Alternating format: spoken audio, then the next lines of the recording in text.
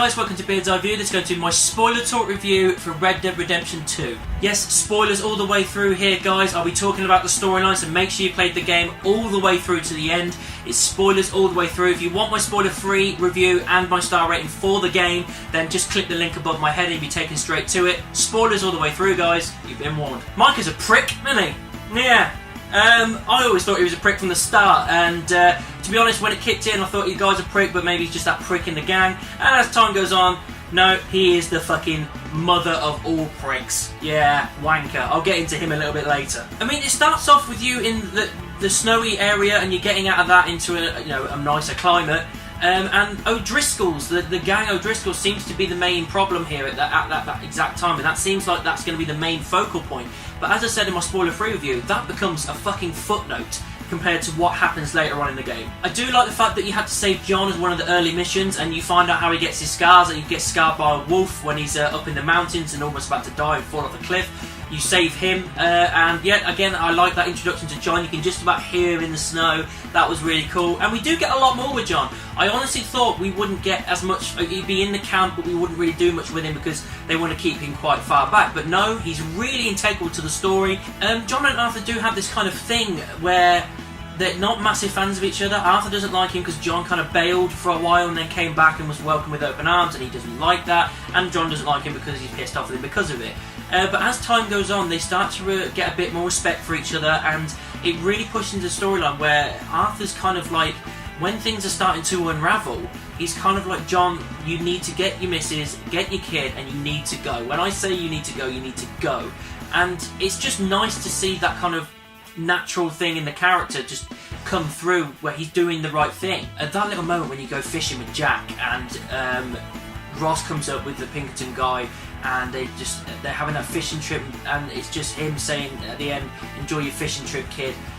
Oh, that was an amazing little moment, because it harks back to the point where Jack finally finds him after he's killed his dad at a fishing trip and kills him. That was a great little moment. Dutch van der Linde, great character. I really quite liked him in the first game as well. I liked him in this game. He has a lot more development in this, obviously being the leader of the gang. His plan, as he always has a plan. It gets worse and it changes all the time, and you know, his moral compass, really, the thing that grounds him is Hosea. He's kind of the right-hand man of the gang, and when he dies, which fuck me, that was a shock. There was this massive bank job in Saint Denis and it all goes fucking tits up. Hosea is shot right in front of us. We have to get out by blowing a wall and go up on the roof, and then Lenny dies, which I fucking hated. These guys just come out and shoot him right in front of you, and I, at the exact same time as Arthur does in the game, was like, Lenny, no! I was gutted because it happened out of nowhere. And after that, you have to go to Guam. You go away with like four of the Dutch and Bill and that, and a couple of the others, and that's it. The gang is kind of scattered at that point. But as I said, with Hosea gone, Dutch kind of slips away. He kind of gets worse and worse because he hasn't got that person telling him you need to fucking rein it in. And he just becomes worse, and he just becomes more violent, he just becomes more untrustworthy, and then a certain person called Micah, as I've already mentioned, starts worming his way in, getting in Dutch's ear, getting his little opinions across, and changing Dutch's psyche completely, towards Arthur and other people. I thought the Guam thing, is it Guam? I think it's Guam. I don't know. It's an island, basically, and you go off there for a while and then you come back, and I thought that was a nice change of pace. I quite enjoyed it. I was unsure at the start, but as I got into it, I said, no, this is nice to have a little change of pace. Then you get back and you get the gang back together and all that kind of stuff, and things roll on from there. The thing that shocked me, and God, it must have been a gut punch for everybody when they found out, because everyone I've spoken to, when they found out, they were just in shock. My friend at work, a couple of my mates, when they found out, were like, fuck, you know what I mean? You're just in the middle of Saint Denis about to do another mission, and then you fall off the horse and pass out. The next thing you think is someone dragging you up, and they take you to the doctor. You go to the doctor, he speaks to you and goes, yeah, you got tuberculosis. I was like, what? And in, obviously back in those days we don't have the TB shot, so that's death. That basically is saying Arthur is going to die slowly but surely, his lungs are going to fill up with fluid and he's going to die. That's a gut punch to a character that I was really invested in and really liked and compelled with, just to find out that it's not going to be just a shock death like we had with John. It's going to be, no, he's going to die, and it's going to be slow and it's going to be painful, and god, man, that was a proper sucker punch in the middle of the game. Obviously, from that point onwards, he's coughing and spluttering all the time. It works its way into the story as things go on. He struggles more, he coughs, he splutters, he passes out a couple of times. Micah starts calling him Black Lung, prick. And as you keep moving from place to place, things get worse and worse. More people start dying, more people start leaving. You kick out the bounty hunter guy. He basically comes, he makes sure you go and you get money from people that owe it to the camp. Eventually, Arthur comes to his senses and goes, "You're a horrible person, you're destroying people's lives with this." So he picks him up and he kicks him out, he's gone. You see the chef leave, I think. You see a couple of the girls disappear. A couple of more people die. John, he gets put in jail. You have to go and break him out with Sadie. That was a cool mission. I really hard, but I enjoyed it. Sadie ended up being a great character because you rescue her right at the start of the game from her little home where her husband's been murdered, and then she just, as time goes on, becomes the most badass character in the entire fucking camp. She's a fucking badass. She just goes out fucking killing O'Driscolls and everything. She doesn't care. She's awesome. A really compelling character, and really understand why she does what she does, because she's been scarred so badly by the O'Driscolls and what they've done to her that she wants to get her own back, and I loved it. I don't know what else I can say about the storyline, but there is so much stuff in there because it is a real big story and a really big game.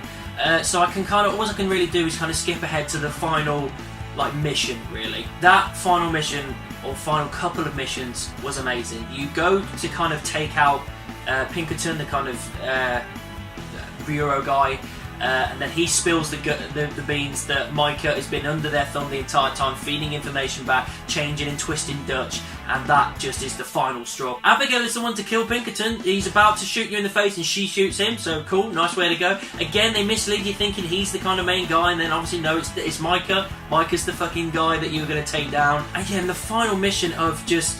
Basically, there's like a Mexican standoff at the final camp.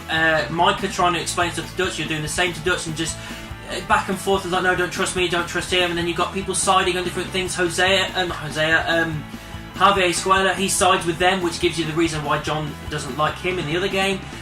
You get a massive shootout with the Pinkerton lot all coming in and shooting stuff out, and you get separated. Then basically you get to that point where you got, John, you need to go, and you're being chased out by Dutch and all the others.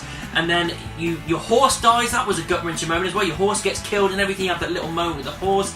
Then you have a choice to go back to the camp to get the money, or go and save John. I chose to go and save John. I've seen what happens when you go back to the camp. Obviously, I'm not going to go into that, but I'm going to go into what happened with me. You basically run up the hill, up the mountain, being shot at by Micah and a load of other people and a load of other Pinkerton agents, taking all these people out, and you basically, you need to save John. That is the key here. You need to get John and get out of here, and he gets to the point where Arthur's like, look, I'm going to die anyway. I am so close to death, it doesn't matter anymore.